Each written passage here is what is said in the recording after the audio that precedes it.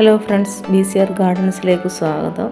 ഇന്നത്തെ വീഡിയോ 500 മൂട് ബന്ദി ചെടികൾ പ്ലാസ്റ്റിക് മൾച്ച് ചെയ്ത് കൃഷി ചെയ്ത കർഷകയാണ് നമ്മൾ കാണാൻ പോകുന്നത്. അപ്പോൾ വീഡിയോയിലേക്ക് പോകുന്നതിന് മുമ്പ് ചാനലൊന്ന് സബ്സ്ക്രൈബ് ചെയ്യണേ. ഇപ്രാവശ്യം ഇങ്ങനെ ബന്ദി തിരഞ്ഞെടുക്കാൻ കാര്യം എന്താ?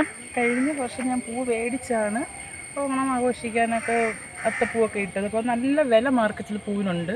അപ്പോൾ ഇപ്രാവശ്യം ഞാൻ വിചാരിച്ച് എല്ലാം എൻ്റെ തോട്ടത്തിൽ പൂവ്, പച്ചക്കറി, പഴം എല്ലാം എനിക്ക് ഒരു കൂടെ കീഴിൽ കിട്ടണമെന്ന് ഞാൻ ആഗ്രഹിച്ച് മാർക്കറ്റ് ചെയ്യാമെന്ന് ചിന്തിച്ചും കൂടെ ചെയ്താണ് ഈ ഞാനിപ്പോൾ ബന്ദി കൃഷിയിലേക്ക് ഇറങ്ങി. അപ്പോൾ നമ്മളിപ്പോൾ തന്നെ നേരെ അങ്ങ് ബന്ദിയിലോട്ട് പോയി. അപ്പോൾ ചേച്ചി ഒന്ന് പരിചയപ്പെടുത്തണം. ചേച്ചിയെ പരിചയപ്പെടുത്തിയില്ല. എൻ്റെ പേര് ഷീന തോമസ്. ഞാൻ വർഷങ്ങളായി പച്ചക്കറി കൃഷി ചെയ്യുകയാണ്. ഇവിടെ മൊത്തം എത്ര വസ്തു ഉണ്ട്? ഇത് 54 സെന്റ് വസ്തുവാണ്. അതിനകത്ത് മൊത്തം ചേച്ചി കൃഷി ചെയ്യാണോ?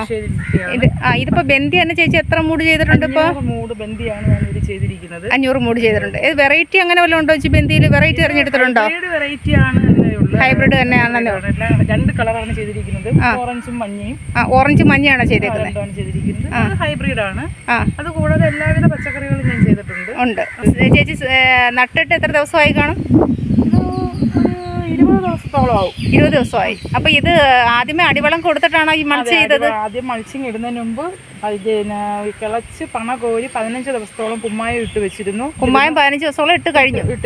എന്നിട്ട് അത് കഴിഞ്ഞിട്ട് അടിവളമായി ചാണകവും എല്ലുപൊടിയും വേപ്പും പിണ്ണാക്കും ഇട്ട് വെള്ളം തടം നിറച്ചിട്ടാണ് ഷീറ്റ് ഇട്ടിട്ടാണ് ഇത് വെച്ചത്. അപ്പൊ ഈ ഷീറ്റ് ചേച്ചി എങ്ങനെ എടുക്കുന്നത്? മൊത്തത്തിൽ ഗേജ് അങ്ങനെ ഉണ്ടോ?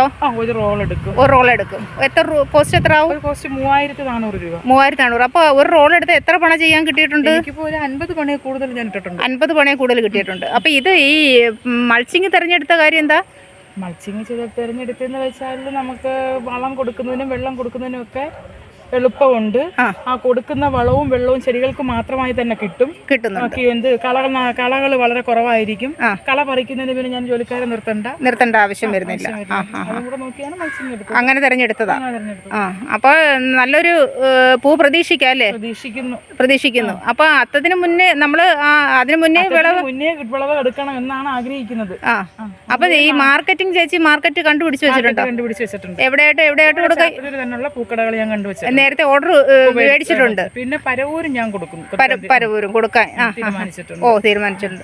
അപ്പോൾ ചേച്ചിക്ക് നല്ലൊരു വില കിട്ടട്ടെ, നല്ല പൂവും കിട്ടട്ടെ. അപ്പോൾ ഓക്കെ, താങ്ക് യു ചേച്ചി. ഇത് 54 സെൻറ്റോളം പ്ലാസ്റ്റിക് മൾച്ച് ചെയ്ത് കൃഷി ചെയ്തേക്കുന്ന ഫീൽഡാണ് ഇത്. അതിനു വേണ്ടി വിലയൊന്നും ഷീറ്റിനായിട്ടില്ല. പിന്നെ കള പറിക്കാൻ ആളെ ജോലിക്കാരെ നിർത്തണ്ട. അപ്പോൾ ആ വില പോത്തില്ല. ചെടിക്ക് കൊടുക്കുന്ന വളം ചെടി തന്നെ പിടിച്ചെടുക്കും, കള വളരത്തില്ല.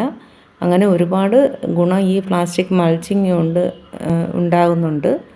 അപ്പം ഇത് നമുക്കും ചെയ്യാവുന്നൊരു പ്രാക്ടീസ് തന്നെ.